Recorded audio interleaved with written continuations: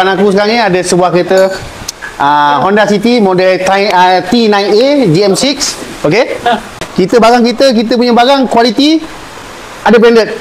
Okey, kita akan bagi original kualiti yang ada branded seperti Unseen, 555, Samco, so macam-macam brand lah. So yang ni owner ambil brand Unseen. Owner komplain belah kanan dia ada berbunyi lah, ada garage.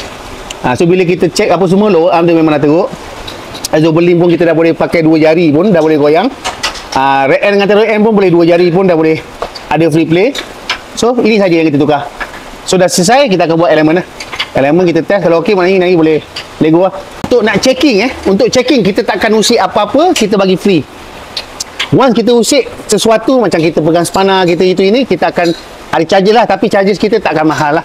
Kalau you jadi buat charges tu, kita akan masuk ke bil je. So kita tak ada tersembunyi. So maknanya kita just carry forward je.